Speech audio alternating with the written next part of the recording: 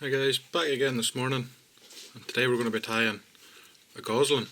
It's a wee Mayfly pattern, and hopefully I'll be using it later on today on the Lough. So in the vise, I've got a Camazon B175 size 10 traditional heavy wet fly hook, and the thread I'll be using is Olive Dun by Uni thread. So we whip on just behind the eye, take it down in touch and turns.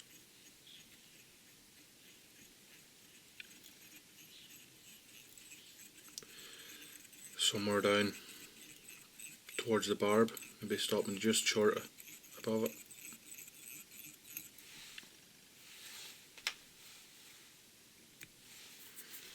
And for the tail, I'll be using cock pheasant fibres. So just separate about 5 or 6 tails off the stalk, break them off. Now you take a look at the natural curve of the feather, the fibres, when it wants to be. With the curve going up, you're looking for something 1.5 to 2 times the length of the hook shank. Catch it in with a loose turn or two. Pull up. Just check that they're sitting okay. There we go.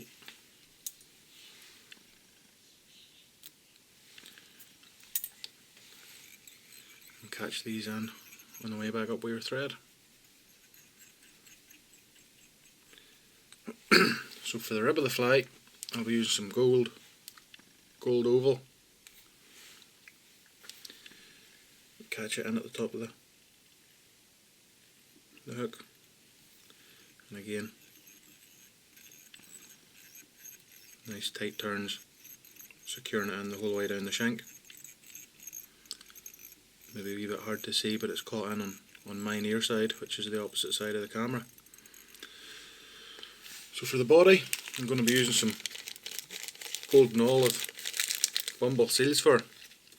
That's a wee mix I've made myself, just yellow, sunburst, a little bit olive and some orange seals fur mixed up in a coffee blender.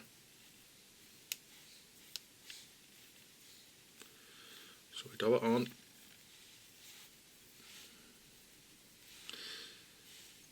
Nice and tight at the start to get it to catch onto the hook, and then after that you can loosen it off a wee bit as the fibres bind onto the hook. They should pull in.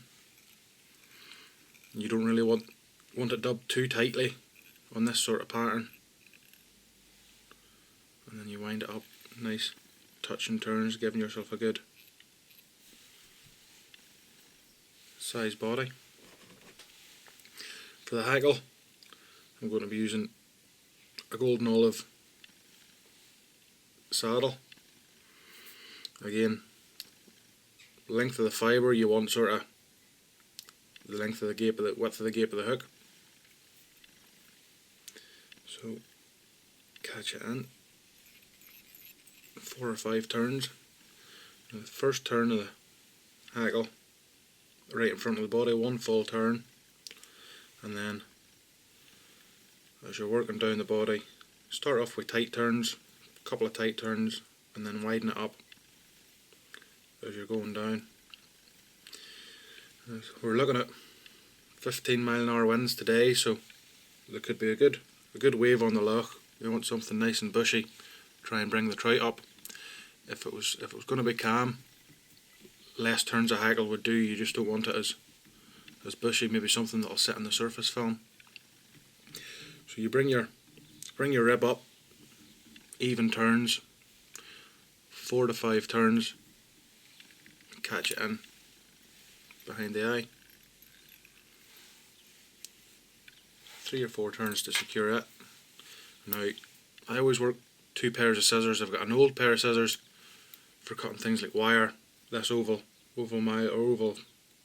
tinsel, because it's quite hard, and then a good pair of scissors for hackles, threads, You know, you don't want to go and spend money on a good pair of scissors and have them ruined in a fortnight by cutting wire, heavy hackle stalks.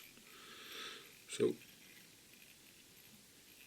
back to the top of our hackle, pull everything back, make sure there's nothing in front of the hackle stalks there, or in front of the fibres.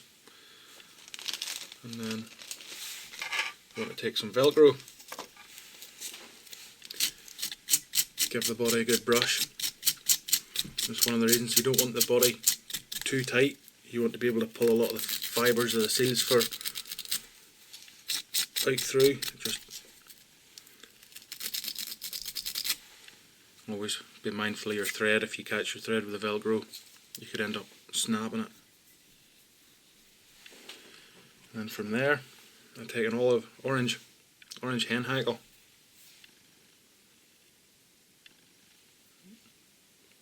Bare the tip up.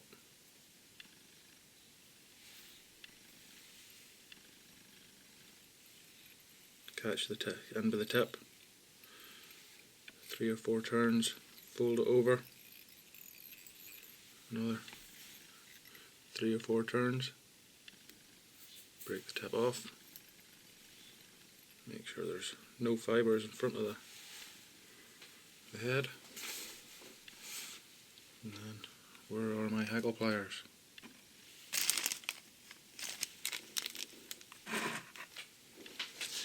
Oh, I thought I had everything sitting here.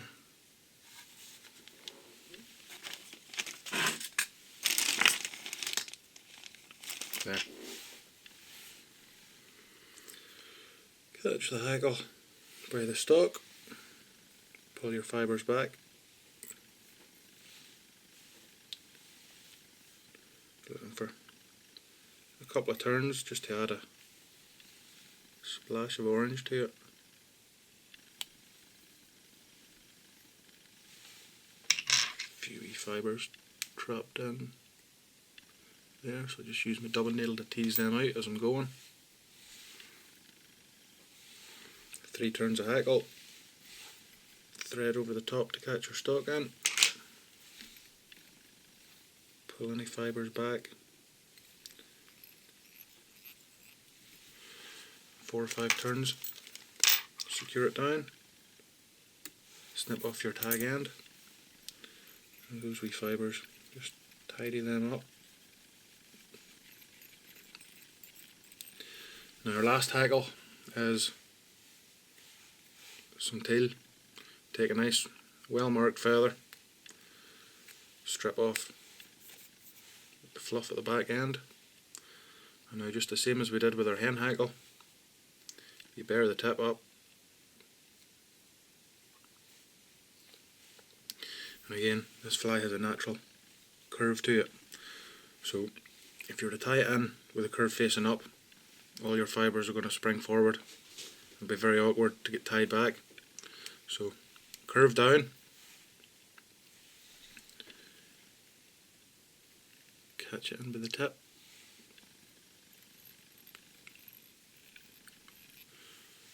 five turns to secure it in, just trim off the tag, and again with the hackle pliers onto the stalk, and the same as with the hen hackle before, a couple of nice tight touch and turns, stroking the fibres back as you go.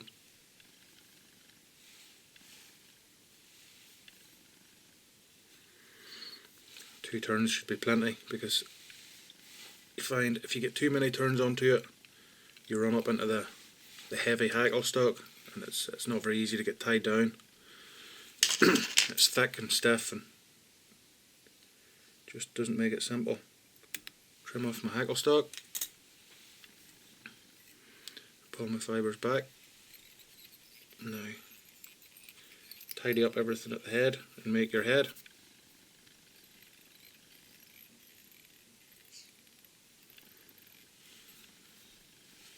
There we go, ready to whip finish.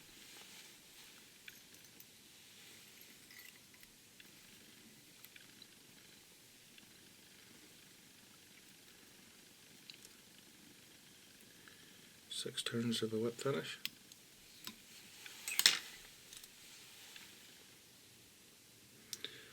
trim off a little bit of varnish, and that's us finished. Hopefully this will be getting a fish or two later on today.